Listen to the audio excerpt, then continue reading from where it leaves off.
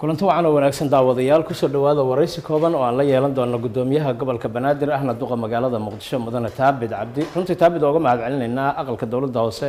gaar ahaan xafiiskiisa inaan interview kula yeelano interviewgaasna waxaa wax kaga weydiin doonaa arrimaha fara badan oo dhinaca amniga dhaqaalaha canshuuraha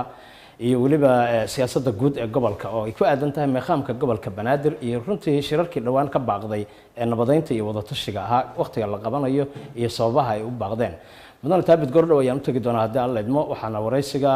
aan la yeelanayo oo ku saabsanaan doonaa muddadii sanadka ku dhawaadka ah abriil ilaa iyo waqtigan waxyaabihii u qabsoomay iyo waxyaabihii aan u qabsoomin arrimaha howlaha hor yaalla gudoomiyaha gobolka Banaadir mudane Taabid Cabdi wata gudoomiye xafiiskaaga inaan ugu soo dhaweyso aad ugu mahadsan tahay maanta interview on cable TV ay kula yeelato mudane Taabid barnaamijkeena waa soo furanay dabcan waana kaaga mahad celinaynaa waxaan hore u sii galaynaa interviewga ama waraysigii adoo waqtigaagan iyo fursadaada kaaga mahad celinaynaa waxaan kaaga bilaabayaa arinta kabtanka waxaa jira ciyaaryahan Francesco Totti la yiraahdo oo Roma u ciyaari jiray hadda ciyaaraha ka fadhistay ciyaaryahankaas waa ciyaaryahanka kaliya ee kabtanka marka uu xirto aan laga qaadin oo la baxa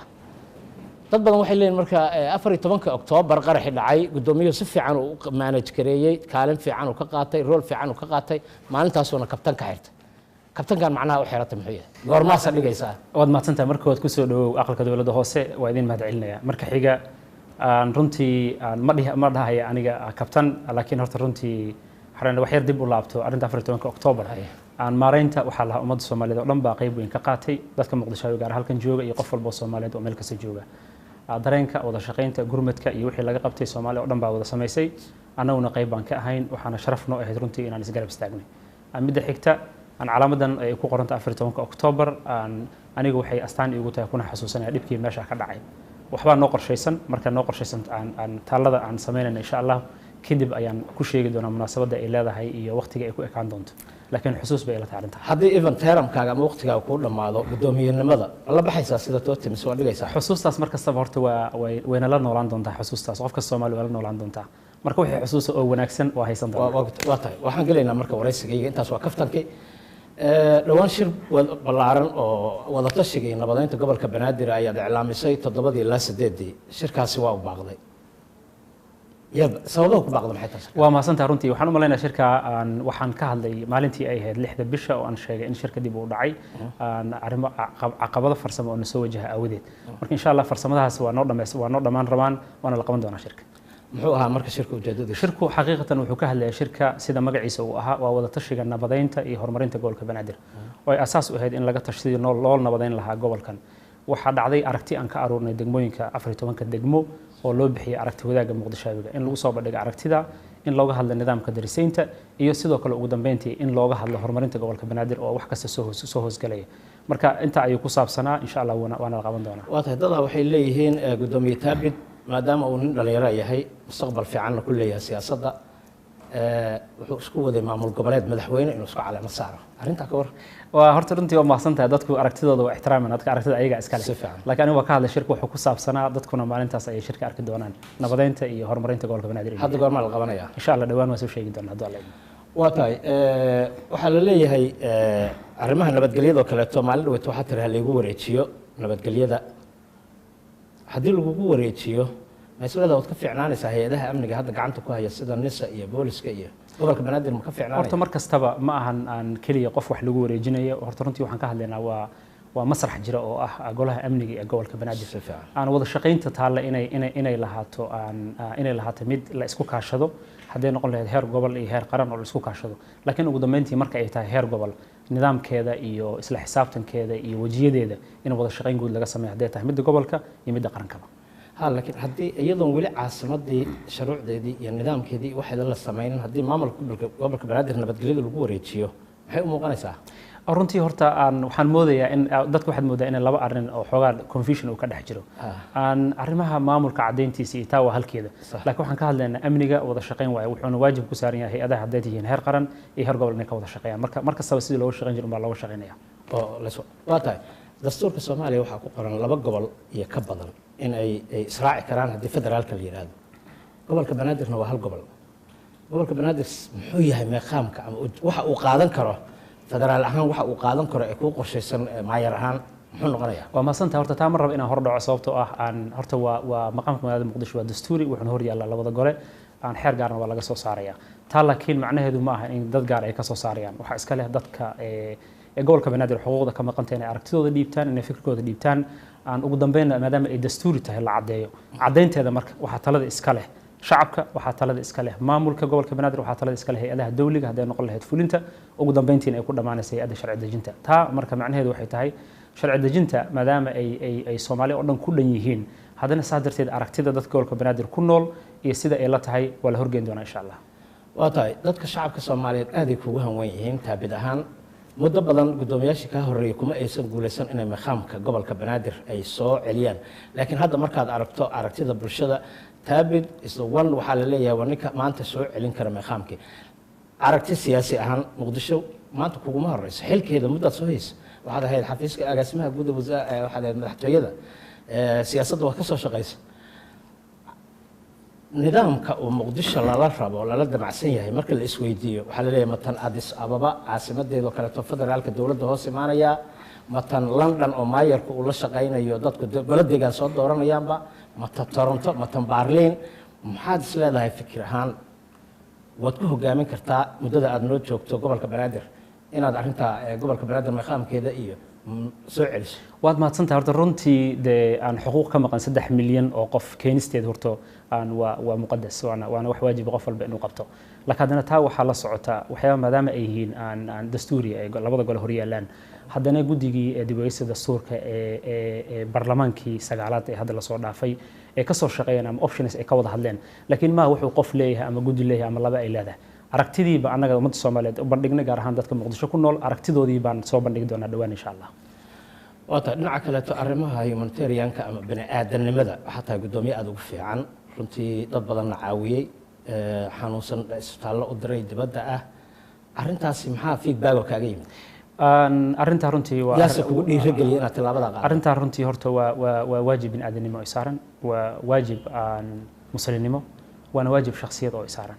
waxaan ogahay duruufta ay ku sugan yihiin qof dhibaataysan oo si guud u dhibaataysan gobolka banaadir laakiin haddana si gaar ah oo cudur uu hayo haddana qofka ay u sii dheertahay duruuf u gaara uu waxba isaga qaban karin dalka gudihiisa waxaa kuwa ayna awoodin xitaa dalka iyadoo ay taalla in wax looga qabto taa waajibna saaran kulli inaan ka qayb qaadano taa waxay marka annagana tusaysaa dadkii aan awood u lahayn haddana dalkan wax looga qaban karin ma ahan keliya wax la taaban kara inaan ka qabanno runtii ma ahan baahidu way badan tahay bugtadu way badan tahay dhib badan baa yaalla laakiin haddana annaga waxay ahamiyadda aan siinaynay nolosha qofka soo celintiisa saamaynta qofka ay ku yeelanayso bulshada mid ay ku yeelanayso iyo qofka waxa maanta uu u baahan yahay lala garab istaagay inay waajib tahay waxaa nagu dhaliyey bini'aadanimada islaamnimada soomaalinimada iyo damiirnimada ee shakhsiga qofka bini'aadanka ah dadka alxamdulilah ilaahay ina waafajiyey inaan dalka dibaddii u qaadno oo maamul gobolka banaadir uu ku guuleystay ee la qaaday waxaa sharaf noo ah runtii annagana guul noo ah waxa aan ka hadlayna waa nolol qofkeeda ah iyo soo celinta rajada qofka qaarkood ayagoo soo caafimaad ay soo laabtay alxamdulilah qaar waa hadda waxaan rajaynaynaa insha Allah kuwa ugu horreeyna soo noqon doonaan laakiin hadda kuwa soo caafimaada oo dalka gudihiisa wax looga qabtay Seenabirey baa ka mid ahayd oo alxamdulilah maalin dhawaan arkay oo baro laba meel laga qalay marka waxaan ka hadlaynaa waa qof noloshiisa iyo rajo qof in la soo celiyo taasoo saameyn ku leh bulshada qofkaas oo bulshada wax tari doona waata arrintaas aad aan kaaga mahadcelinaynaa laftarkeena waana kugu bogaadinaynaa maalintii aad timid waxbaad ballan qaaday habeenkii halkaan aad ka qudbeynayso kugu horeysay waad xasuusataa xataa labiska aad gashaneed ballanqaadyaad samaysatay inaad biyo nadiifa iyo maaragtay muqdisho heli doonto inay waxbarasho lacag la-aan la heli doono in amniga wax laga qaban doono in la iskaashan doono in gobolka banaadir arrimihii maxaa kaaga qabsoma islada horta runtii mar kastoo qorshe lala yimaado waa xaqiiqo in qorshaha dhammaantood ay wada dhammaystirmin laakiin qorshaha mar kasta uu leeyahay hiigsi fog iyo uu leeyahay fulineed wixii noo soo qabsoomay hadda intii aan soo joognay 10 Abriil ilaa iyo sanadkii soo dhamaanayay 2017 wixii oo inoo qabsoomi waayna waxaan rajaynaa inaan qabanno sanadkan bilaha ugu horeeya haddaan tusaale yar ka soo qaato ballanqaad badan oo aan sameynay way jirtaa laakiin maxaa inoo suurtagalay maxaan ku guuleysanay haddii ay tahay waxbarashada qayb baan ka qabanay haddii ay tahay adeegyada asaasiga qayb baan ka qabanay haddii ay tahay caafimaad qayb baan ka qabanay laakiin waxa ugu weyn runtii aan qabanay waxay tahay kalsoonida shacabka waxaan qabanay bulshadu inay noqoto inay muujiyaan dareen lahaasho oo ay ka mid noqdaan bulshada qaybta leh tusaale ahaan haddii qofka uu bilicda magaalada dhaliil ka qabo ama waxqabadka magaalada uu wax ka qabo annagu waxaan alxamdulilah wadajir ugu guulaysan anagoo kaashanayna dhammaan bulshooyinka ku nool gobolka banaadir in qof walba mas-uuliyaddiisa uu qayb ka qaato uuna aamino inuu waxaan asaga uu leeyahay waxa ugu weyn dadka aan gaarsiinayna waxay tahay annagu waxaan nahay adeegyaal dadkaan u adeegnaa adeega dadka aan gaarsiinayna waxaan ku gaarsiin karnaa kaliya dadka wadajirkooda waan ognahay magaalada muqdisho budgetkii ku filnaa ma haysato waa xaqiiqo waan ognahay magaalada muqdisho awooddii itaalkii ay lahayd ma lahan waan ognahay magaalada muqdisho duruufo u gaar baa jira laakiin waxaan ognahay rajadu inaysan yarayn soo noolaynta rajada ayaan dadaalka saarayna iyo bini aadanka sida loo abuuro waxaan ka wadaa micnaheedu abuuradda bini aadanka oo ah qofka in lagu abuuro dareen wadaniyadeed in lagu abuuro dareen iskaashiyeed iyo ugu dambeyn in lagu abuuro dareen riyada magaalada muqdisho la rumayn karo lana suurtagelin karo taaba noo suurtagashay waana ku socotaa hadda alxamdulillah way noo waxaan socotaa ku qabsoomina waxaad samayn doontaa waxaan rajaynaynaa bilaha soo socda waata arrinta budgetka soo hadal qaaday gobolka banaadir dhinaca maaliyadda wuxuu leeyahay 15 boqolkiiba maalin walba waxaad codsatay wasaaradda maaliyadda waxaad ka codsatay in 10 lagu daro 25 la gaarsiiyo arrintaa waa laga diiday sababaha lagaaga diiday waxaa la sheegaya inay tahay la xisaabtan macnaha xisaabtan la'aan gobolka banaadir maaliyaddiisa aanay xisaab celin samaynin arrintaa ka war waad mahadsanta horta runtii ma dhahay waa la diiday oo qofna ma aysan diidin annagu waa qorshe waxay ahayd aan hor dhignay aan golaha wasiirada oo aan ka codsanay marka horta diidis ma dhahay oo lama soo diidin aan haddii ay tahay aan budgetka la xisaabtankiisa iyo miisaaniyadiisa gobolka banaadir waxaa runtii sharaf noo ah annagoo joogno aan 3 bilood ka yar inaan aasaasnay oo suurtagelinay aan maamulka miisaaniyadda dadweynaha ama public finance management oo weli leeyahay financial management system kaas oo suurtagelinaya in uu lahaado waa yani wax transparency isla markaasna aan automated ah oo aan manual ahayn taa macnaheedu wuxuu ahaa kow in la helo miisaaniyad ummadda ay u wada jeedo aan qarsoonayn oo aan soo bandhigno aan baxda saxaafadda la wadaagnay saaxiibada beesha caalamka la wadaagnay dowladdeena qaybaha kala duwan ee dowladda federaalka la wadaagnay iyo dhammaan bulshada qaybaheeda kala duwan oo aan tusnay inuu budgetkeena sidan yahay waxa ina soo galana cad yihiin waxa inaga baxa cad yihiin waxa taa dheer waxaan ugu talagalnay waxa ugu weyn waxay tahay la dagaalanka musuqmaasuqa la xaqiijiyo maamulkeena inuu yahay maamul ka fiyow ka caafimaad qaba musuqmaasuqa taas oo aan ahayn hadal laakiin ficil ah wax la taaban karo systemkina aan dejin waxay xildhibaanada qaar marka ugu doodaan inaan gudoomiyaha baarlamaanka iyo maamulka gobolka banaadir ba aanay soo celin wax xisaab celina xildhibaanada qaar wada aragtaan malaynaya maxaa dooda keenaya runtii aniga maanan arkin doodaas laakiin wax la soo celina ma jirto haddii aad hadda u baahatid online baa ku helaysaa oo la ogaan karaa waad heli kartaa waa tahay arrimaha nadaafadda gobolka mar baad bilowday olole aad u fiican runtii 7 maalmood iyo maqan adiga laftiga gacantaada ku xaaqday dadka dhex gashay bulshadii samaysay haddana waxaa moodaa in maalmahaas kadib aan la samaynin oo nadaafadii magaaladu ay aad u liidato ma 7 maalmood ay ku ekeed hawshaadu mise baleynaa jira qorshe ah horta waad mahadsantahay horta intaa kuma ekayn oo wuu socdaa aan maalin walba oo khamiista u dambaysa bisha mar walba qabanataa khamiistii hadda u dambaysa baan fulinay oo aan ka fulinay jaamacadda ummadda Soomaaliya halka aan tagnay aan ka fulinay sidoo kale isgoyska Sanca isgoyska Afartarjiina ilaa aan soo gaarnay Liido oo dhammaan ka qayb qaateen shaqaalaha dawladda hoose oo dhan iyo gobolka Banaadir taa way socotaa oo bil walba la qabtaa laakiin haddana waa run nadaafaddu iyo nalayntu magaalada wax sahlan ma aha wax habeen iyo maalin iyo bilo ku imaanaya maaha wax maamul kaligiisa uu qaban karana maaha laakiin waa wax qaybteeda ay kaga aadan tahay hadday tahay dhaqaalaha codsiga dhaqaalihii aan codsanay qayb bay ka ahayd way ku caddeed budgetkii aan codsanay nadaafadda qayb bay kaga caddeed oo ah qaabkii aan agabkii wixii loo baahnaa lagu qaban lahaa waxa ugu weyn oo ayadana taa qaybka ah waxay tahay degmooyinka haddana ay wadaan dadku in lagu baraarujiyo laftirkooda inay qayb ka noqdaan in nadaafaddu ay qayb ka sameeyaan laakiin annagu waxaan markaas diiradda saaraynay qofka waxa laga qaadama lagu celiyay oo macnaheedu canshuurta qofka uu bixiyay ku celinteeda waxaa ka mid ah nadaafadda marka saa darteed hanaankii maadaama aan wadno oo canshuurtii hadda ay canshuurta beriga dowladda hoose kaliya aysan qaadin oo wasaaradda maaliyadda ay qaado ayaa keenaysa in aan muwaadinka waxa uu mudnaa lagu celin laakiin qorshaheena waxa uu yahay nidaamka nadaafadda hadda aan u wadno ee bilaha siduu ololahaas ahaa waa sidiisa marna ma istaagin markastana waa wadnaa laakiin haddana inay ku dhinac socoto nidaamkii waajibaadka saarnaa qof walba inuu sameeyo gudoomiyaasha degmooyinka canshuuray ka qaadaan deegaanada iyo ganacsatada iyo guryaha iyo lacagahaasi waxaa la yiraahdaa degmadaasi ku haraan maamul gobolka banaadir mararka qaar ma soo gaaraan arrintaas ka war waad mahadsanta horta canshuur marka qaadista sharci bay leedahay canshuurta la qaadi karo oo sharci leh baa jirta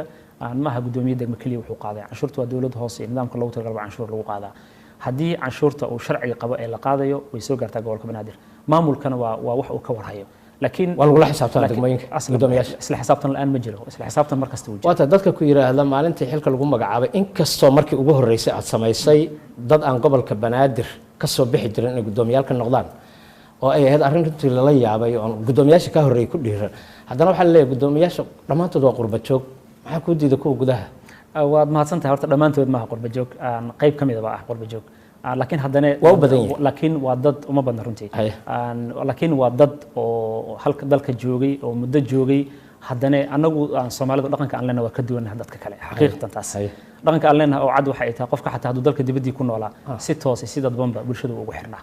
qayb buu ka qaadan jiray maahan dalalka oo kale dalalka kale oo Soomaali dalkood marka tagaan aan dib u soo eegin ama xiriir aan la lahayn xiriirkeena joogto ahaa waan la soo laaban jiray marka Soomaalidu way adag tahay qurba joog in la yiraahdo marka waa dad islaha mar kastaba marka saas ku xulatay waa tahay gudoomiye Tarsan markaan ka soo bilaawno degmada gobolka Banaadir soo maray wuxuu dhisay 23 kilomitir oo jidada madaala 17 kilomitir oo sameeyay Mungab oo adiga gudoomiyihii madaala ka horeeyay ahaa isagu fiisha gobolka dhisay oo hadda aan fadhino maanta aqalka dawladda hoose adiga maxaa lagu xasuusan doonaa maxaa laga qorayaa inaan noo dhisayso horta runtii anaga wax badan baa horta rajeynayna laakiin midda ugu muhiimsan lagu xasuusan doono oo haddan aan wadno waxay tahay dadka isticmaal lahaa inaan dhisno dadka ayaan dhisnay waa qorshe ka duwan marka halkii dhismayaasha iyo wadooyinka la sameynaya adigu dadka dhisaysaa muhiimaddu waa dadka inaad waa runtii aragti fiican waaye gobolka Banaadir xuquuq wuxuu ku leeyahay aqalka sare inuu xubno ka yeesho ma ugu maqanta xaqiiqatan waa sida aan sheegay 3 milyan oo qof horta matalaadooda waa in la helaa muqadas taas laakiin haddana shuruucda iyo maadaama ay labada gol hortaalo waa sida aan sheegay aragtida aan wadno ee ku aadan iyo hay'adaha dawladda ee dastuuriga ayaa sii mari doona insha Allah waa kala hadashataa waa waajibta waa martay waa tahay arrimaha markaan galno dhulka waa arrimaha ugu khilaafaadka badan gudoomiyaasha ka horeeyay waxbaa lagu tilmaamaa adigu ma isleedahay ma lagu eedeyn karaa wax dhul ah waa mahadsantahay walaal horta runtii dal kastaba oo ka soo laabto duruufaha dagaal iyo dhibka jiro mar kastaba issueska ugu weyn ee dalka qabsado waa arrimaha dhulka iyo guryaha la isku haysto badanaa way dhacdaa dalalka dib u soo laabtay dalalkaas ay si baaxad leh ay runtii u soo wajahaana waa dalal muddo kooban dawlad la'aan ahaa ama ka soo kabsan kara ama runtii haddii la yiraahdo dib ha loo baaro ama track record ha la sameeyo wax la soo heli karo waxaan ka hadlaynaa sanooyin badan oo aan adduunyada kale hore loo soo arag dal intaas soo maray waad qiyaasi kartaa duruufaha ee record marka yiraahdo ama kayd ama wax la halmaala inta ay la eg tahay laakiin waxa oo ugu weyn marka aan leenahay dad hadalkii baan u laabanay dadku baan dhisaynaa waxa ay tahay dhisida dadka ayaa qayb ka qaadanayso inay dadku waajibaadka saaran ee ah kan cadaaladda kan garsoorka kan hanti soo celinta kan dib u heshiisiin dadku inay inta wada fahmaan kuna baraarujino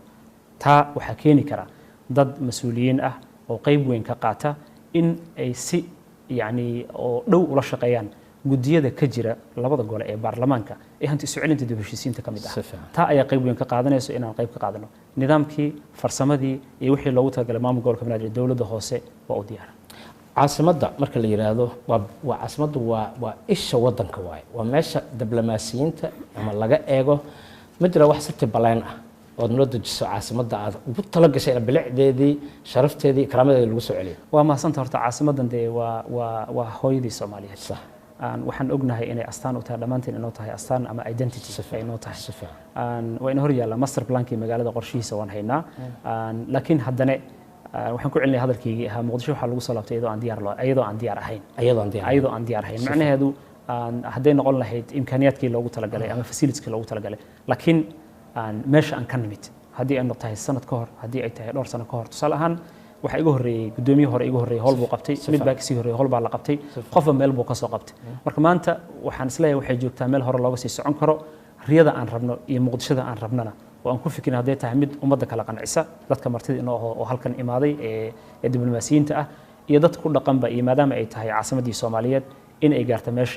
meesha ay tahay qorshaheeda iyo cilmigeeda intaba waa oon haynaa waa tagtay qurbaha waa tagtay caasimaduhu waxay leeyihiin isbeysyo iyo jardiinooyin iyo dhul aad u qurux badan islaamiyo waaweyn Muqdisho meelihii jardiinooyinka u ahaa taa waa la dhistay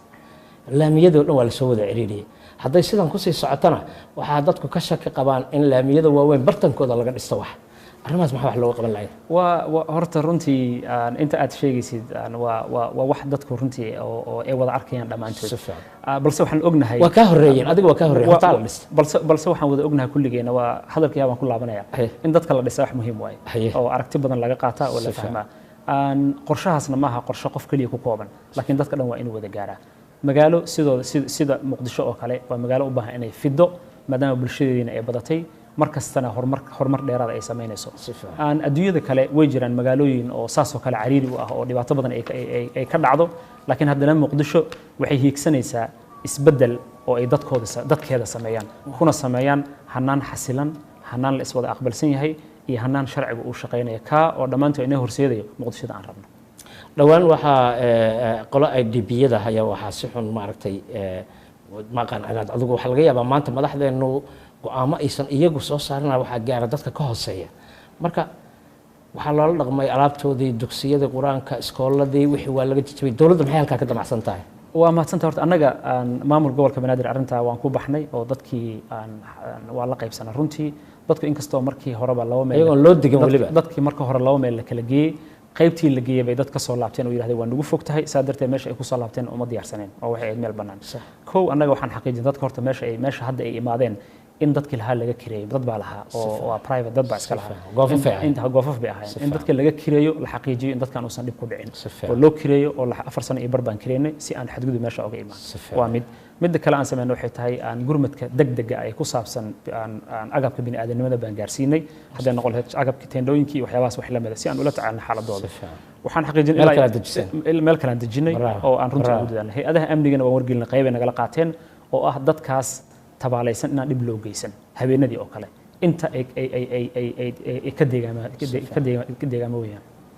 waa ka shaqaysaan waa ka shaqeynaa meel kale loo raro dhulka maxaa laga damacsan tahay marka gobolku muxuu ku damacsan yahay dhulka laga kiciyo dadkan dhulka horta qof baa iska leh oo maha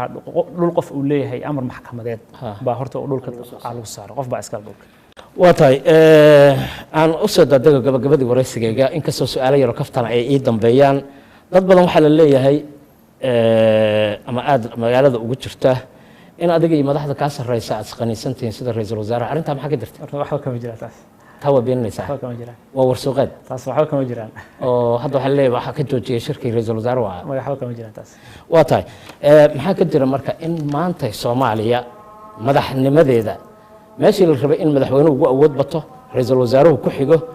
governorka wasiirada ku xigaan speakerka ku xigo wasiirada golaha fudgudub fulinta garsoorka governorka uu awood badan ku yeesho dalkii oo isaga governorka ah madaxdu inay si hoose u kala awood badan tahay agaasimaha inuu ka awood badan yahay gobernatoruhu inuu ka awood badan yahay ra-iisul wasaaraha inuu ka awood badan yahay madaxweynaha oo madaxweynuhu loogu tabar yar yahay arrintaa maxaa ka jirta horta runtii dadku ma aqaan awoodda horta ay fiiriyaan laakiin annaga waxaana saaran dhammaanteena waxaana saaran dadkan inaan u adeegno waajib baana saaran awoodda loo baahan shacabka la rabo inay ka soo dhexbaxdo awoodda cidda iskale waa shacabka waxa iskale muwaadinka awoodda iskale isaga ayaa sax inuu nala xisaabtanba dhammaanteen awooddu ilaahay ka sokow shacabka iskale annaga waxaana saa inaan wada adeegno qof kastoo ka mid ah dowladdana waxaa saaran waajib inuu ka adeego hay-adaha dowladda kala duwan waxaa saaran waajib ah inay dadku u adeegaan dadkana u shaqeeyaan awoodduna waxaan aaminsanahay waa mid shacab ka soo baxday ee dhammaanteen hagta taas baan aaminsanahay waa tahay gabagabadii marka su-aalaha kafta kaa rabeen waqtigaaga firaaqada maxaa samaysaa runtii waa haddii aan waqti firaaqa helno laakiin anagu badanaa waxyaabaha noogu muhiimsan waxay tahay firaaqa kasta aan helno waxaan maskaxdeena gelinaa xaqiijinaa inaan ogaano dhib meel uu ka jiro oo magaaladan qof shakhsiya dhibaataysan muwaadin u baahan in la gargaaro iyo sidoo kale inaan aragna fariimaha shakhsiyan aniga oo kale fariimaha dadka ii soo diraan inaan akhriyo oo aan arko يعني هدي دب وجرو إيه هدي وناك جربه أنت بقى نكون برارجو سي أنا وحقيقيو قف كستو موادنا أو أخيرا اللي ويدين دونه ضدكم يقول حسابتهم دونه إنه وركيس السوجر أما فرنتيس عنها حاجة كلا ساعات أنا كفر ماس رنتي أنت بدن سمعنا ده حصادران تكست مسج صادران قارنا سوشيال ميديا كصادران لكن أنت بدن تلفونك أي فريمة كصادران يو وراقده أو مدام الصندوق عبشي أن سمينا وراقده لكانه أي أنت بدن وقت كوب حيانا نقري أنت هذا كور noocyada jecesha runtii de aniga waxaan aad u jeclahay cuntada oo dalka ka soo baxda taas baan big fan u ahay cuntada soorta ambuulada canjeelada noocyadaas waxaan jeclahay cuntada dalka wadafa Soomaaliya barbaarkeeda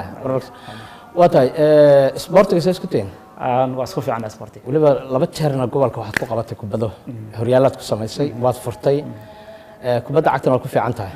naadiyada waddanka yaa taageertaa aniga runtii de hadda haddii aan sheegi lahaa maadaama dhawaan aan dhis rabna naadigii dowladda hoose ee Minishibia taas ayaan naadiga dhisanaysaa Minishibia oo la soo celin wasiirada galay maadaama hadda uu ku diray hay qurbaha Yurub yaa ka taageertaa way farabadin koox aan taageero Ingiriiska kale waxaan ka taageeraa Manchester United baan taageeraa dalal kalena koox kale ka Spain waxaan taageeraa Real Madrid waxaan maleynayaa isku waxnaay laakiin England inuu kala duwanaay waa tahay su-aasha ugu dambaysan rabaa marka inaan ku weydiiyo oon barnaamijka iska soo gabagabayna anoo kaaga mahadcelinaya runtii waqtigaaga iyo firaaqadaada iyo fursadaada buugaagta yaa akhrisaa keebaa ugu akhris badanta runtii way kala duwan yihiin buugaagta way kala duwan yihiin kuwa Soomaalida oo kale waxaan aad u akhriyaa taariikhda Soomaaliya ayaan runtii aad u akhriyaa oo u baahan iyo sidoo kale waxaan aad u tixraacnaa af Soomaaliga oo runtii waxaan nasiib u yeeshay inaan la kulno Cabdalla Mansuur oo aan Talyaaniga kula kulmay Roma oo isoo guddoonsiiyay buug runtii aad uga hadlay afka Soomaaliga sidoo qani u yahay in ay tahay in dib loo xasuusto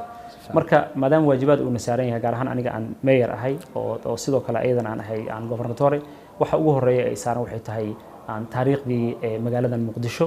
iyo maamulkii magaalada Muqdisho ay soo martay iyo wixii soo saxmay wixii soo qaldamay iyo shuruucdeeda inaan aad iyo aad mahadsantahay kaaga mahadcelinaya waraysiga iyo fursadda aad Home Cable TV siisay runtii aad aan ugu faraxsanahay la kulanka aad mahadsantahay وهاجد داوديال جود هان ورئيسك كابنا إن لا يشيء قداميها قبل كبنادر أهلنا دوقة مجالة مقدشة مدن تابت آدي هذا نقوم هاد علنا يا فرصة وسيهان كيبل تي في أرنتي عقل كدولة ده هو سو آد نوجس اللويي ونن اللي راس الله سعتان مدة كابان وتشوجنا وحيابه وقف سمي وحنا وقف سمي أنت بوحد كيه اللي كرتان ورئيسك دبنت أنا أكل من دون ورئيس عين كانوا كلتا وحنا مهد علنا يا النقيب يو صاحبك زكريا ولنا عكامرين كانوا هيا لما أنت عنك جيستي إنه صورت جله waraysiga aan maayarka ugu nimid aqalka dawladda hoose dibinta aan u kulmi doono waa aniga dul yaro idin leh nabadgelyo